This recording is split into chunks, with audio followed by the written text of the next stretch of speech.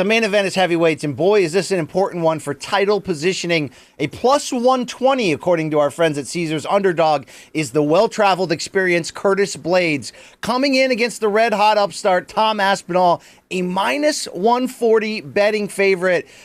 Luke, whether he shows up on this show or not, we talked Wednesday. We got a lot of love for the game that Aspinall's showing. He's red hot at the moment, as I mentioned. He could be the next hope of the UK, could also just be that next model of heavyweight, modern heavyweight 2.0 that Cyril Gane's doing. Aspinall's doing a little bit of that too. Do you agree to start off, Luke, minus 140, Aspinall the favorite, entering the toughest test of his career? I don't know. This is a weird one because I can make a case for why I think that the minus 140 is probably appropriate and maybe even somewhat underselling exactly how good Aspinall is. But, it could blow up in your face, too, because the reality is, we talked about this a little bit on Wednesday, the start that Aspinall has had in the UFC is insanely remarkable, and he does have wins over, credentialed guys, and for example, in Volkov, and then, old hammers like Arlovsky, but the reality is there's just not a lot of time. He's only seen the second round one time, so, for very basic questions, what is Aspinall's gas tank like in the third round? How does he really deal with someone who can put 10 or 15 takedown attempts together? We just don't even know what the answer is. There's just a lot of really unknown things, and not just minorly consequential things, majorly consequential things. So there's a good argument to make for Aspinall, and I understand the I think they said minus 140. I have been a big believer in Curtis Blaydes. I just don't know exactly what to make of this matchup. There's a lot more tape on him, which means you get a better sense of his upside, yes, but also his vulnerabilities. We just don't really have a clear sense of the full picture of Aspinall. So the limited viewfinder that we're looking through to take the shot is insane. I said this the other day on my live chat, BC, but have you ever looked at the statistical picture of Tom Aspinall? Now, it's only 5 fights, so make of that what you will. But dude, listen to this. Strikes landed per minute, 7.33. Strikes absorbed, just 2.65. A nearly +5 differential. That's one of the highest ones I've ever seen. Striking accuracy, 65%. Striking defense, 64%. Off the charts high. Takedowns per 15 minutes, over 4. Takedown accuracy, 100%. Takedown defense, 100%. Damn. And then submission average, too. Dude, this is one of that for a 5-fight run in the UFC, which includes some ranked guys there, that's one of the best statistical stat sheets, that's redundant. One of the best stat sheets I've ever seen independent of weight class. It just feels to me, BC, and this is why this fight is so consequential. Curtis Blaydes is different, very different than all of the guys that he has fought previously. So I'm going to make, what I hope is a strong case for Tom Aspinall, but I make it with a little bit of trepidation and why the odds are where they are, because however much you believe in Tom Aspinall, and I do kind of believe this, unless you know him very well, you're in the training room with him, but from our side of the story, if you're going to make a case for Tom Aspinall, it is partly based in the evidence that we have, but it is also partly based in a little bit of taking that picture and then extrapolating out one of the more charitable versions of what that becomes. It's a little bit, BC, I mean, maybe you disagree. To me, it feels like a little bit, not entirely, like a leap of faith. Do you agree with that? For sure. And you have to rely on elements of the eye test when your, actual evidence is this small, and it is this small. I mean, he made quick freaking work of Alexander Volkov, who I thought would be the kryptonite of the moment for him. It at least opened my eyes to what everyone else had already been seeing, sort of those plus sides of him. But to your point, I mean, the greatest, here's why this matchup is so great and why I like the odds. Again, minus 140 for Aspinall, plus 120 for Blaydes. You could flip that. No one would have a problem either way. It's that for what Aspinall hasn't shown us, you could be as confident, you could tell us you spar 65 consecutive rounds and you could say whatever you want. There's a difference between 3-round and 5-round fights, and when you've only been through halfway of the second round, there's a potential major difference. So if that's your only on-paper weakness, because we just don't know, we have no freaking clue, and I always remind people, even Stipe had to learn that 5-round lesson in the first fight against JDS. So for Aspinall, it's like Blaydes suddenly becomes the boss at the end of the video game for that one piece of potential kryptonite. Now, it may not even be a factor, and then it's suddenly a different fight to try to weigh out based on their plus and minuses. But I think at least for everything we don't know about Aspinall, and boy, is he close to kicking in a door that it doesn't matter what we know, then you get to that title level, you're there. This is the right fight, right style, right time to give us exactly what we need to know, Luke, which takes us to Blaydes. It's funny, I think we just had this argument about Ortega the other day. I kind of end up in this. Curtis Blaydes, when he's striking confidently and his intention to strike is on the same level as his intention to use, the threat of his takedowns, he fights at a different level. Some will argue, Luke, that he can only do that against B minus level guys. And when he goes up to the elite, we saw what happened. I don't know if that's apples and oranges debate right there. But when Blaydes is operating like that, a dual threat, man, he's tough as hell. Yet would you almost advise him in this fight to forget that anything to do with being a dual threat and go out there and win it? And it may have to look like Blaydes' win over Volkov, Luke, which, if you recall, was dominant over 3 rounds, wrestling and ragdolling, and then suddenly kind of hanging on for dear life down the stretch, as that style even gassed himself out to a degree. Are you telling Curtis Blaydes, if you're his coach, forget the uppercuts, throw him the heater, Ricky? I mean, take this guy down, solve it with a double leg, time and time again.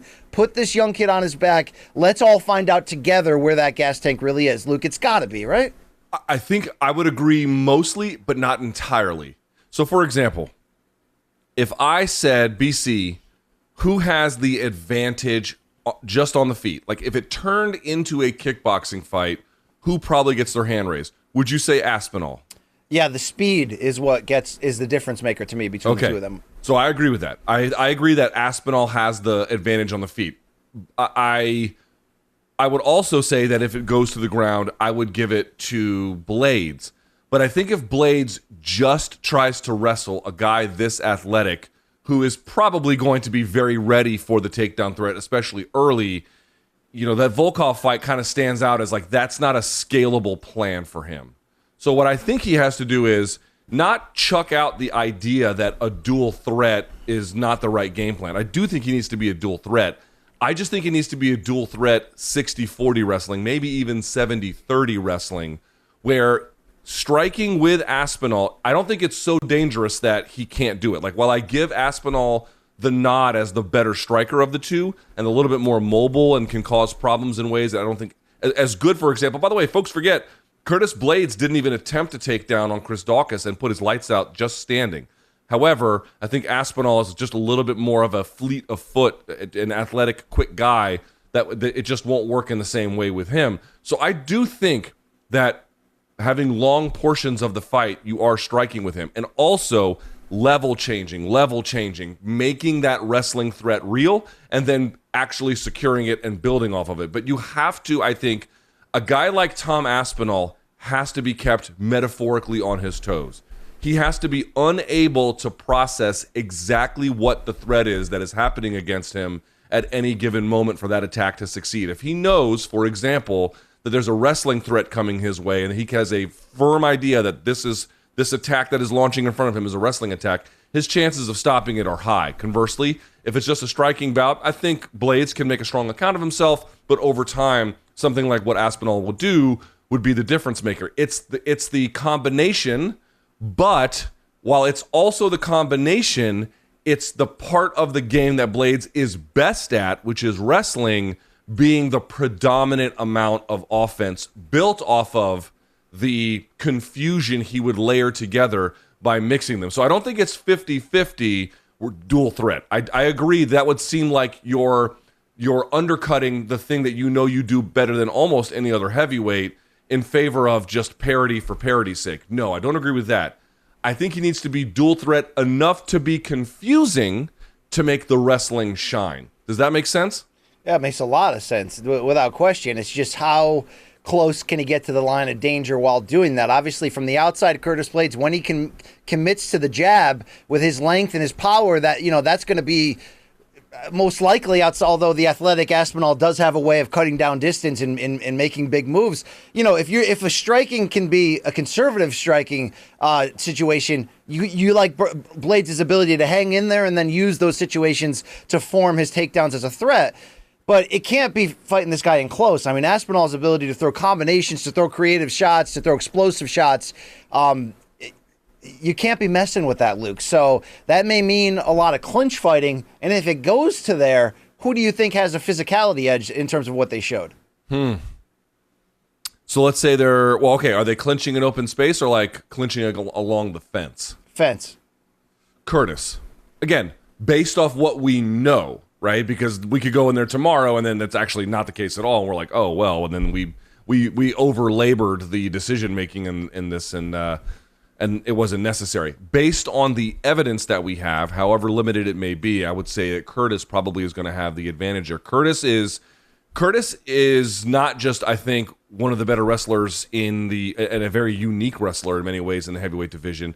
Dude, like, let's be honest about it. He doesn't just have more fights than Aspinall. He's got vastly better experience, right? He has fought the very best guys. He's fought Francis twice. He has tasted big power from him. And yes, he was left wanting from it, fair enough.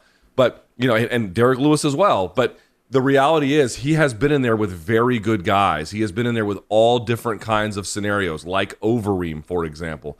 So to me, he's just going to have, if he needs to stall out along the fence, you're asking like who's going to get the better of it. What does that mean to get the better of it? If I can stall out Aspinall and make him work and slow him down and tire him because we don't actually know about the full totality of his gas tank, that's a slow method of winning over the course of 5 rounds that may not look exciting in each individual pocket, but the accumulative weight is significant. So I would say I would favor Blaydes there, but I really want to go back to this. I really believe that what Blaydes has to do is be light on his feet. He has to not be afraid to strike. He's got to put a jab in Aspinall's face, and he has got to be level changing and feinting constantly. You can hear Tukey having a little screaming moment.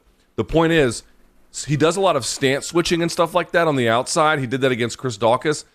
That is valuable, but I think the value of that is going to be limited against a guy like Aspinall who can pick you apart when you do shit like that. To me, it's going to be, I can't tell when the wrestling is coming, and then by the time it does arrive, it's too late. That, I think, is the Curtis Blaydes logical, rational, doable path to victory. Yeah, he's got to constantly be ready to be adaptable and to change his patterns and to just constantly try to keep Aspinall guessing. Hard thing to pull off, especially against a guy in Aspinall who's probably not just going to wait back and allow you to try to set these traps, is going to try to punch right through and come right through the middle. So, that's where the potential clinching along the cage can be key for Blaydes. Obviously, if he can take him down, in theory, that's key. But Luke, what do you know about their submission games? We know that Aspinall did submit Arlovsky, which was his only one since coming to the UFC. Do you think there's an advantage there, meaning even if Blaydes is successful with the takedowns, does he have to be super careful in terms of his, ground and pound to not get caught into something? Do you have an edge for either fighter in this one, in that realm? Usually big men don't have good guard games. There have been, in the history of jiu-jitsu, some exceptions to that. And I don't mean just like relatively big, like plus 200 in a long frame, 6'4", 6'5", like a Hodger Gracie type. I mean like actually big dudes who are, north of, let's say, 240, 250, who can invert and work good ground games. There was a guy years ago, I'm not sure where, he wasn't Brazilian. I think he was somewhere from Spanish-speaking Latin America. His name was Abraham Marte. And Abraham Marte used to be like a very good big guy who could play underneath. Like, but for example, what's his name? Is it, who's the big guy out of like the West Coast? Orlando, what's his last name? He wins. Most big guys in jiu-jitsu just have good top control, right? So, for example, in the last fight for Aspinall, how did this submission come about? It was a straight armbar from half guard on top. Now, that's actually a little bit harder to pull off than folks might imagine. You have to be long yourself. You have to have good balance. A lot of people can't get that from half guard on top. So the fact that he was able to get it is actually a little bit more deceivingly difficult than some folks might imagine. But he didn't really get it from underneath. And what I would say is, if you're Tom Aspinall and you saw what Curtis Blaydes did to Alistair Overeem with those elbows, the fucking last place you want to be is right there. If there is a submission threat, and I do think there is one, it's going to be on top for Tom Aspinall or from the back potentially, although even that one seems low percentage because maintaining it's very difficult to maintain control of a 250-pound athletic guy. It requires your chest and your back to be glued together very, very tightly, and that's hard to do when they can move around and they're strong. And when someone's 135 and 135 pounds, it's a little more doable. When they're 250, I think actually Blaydes weighed in today at 260.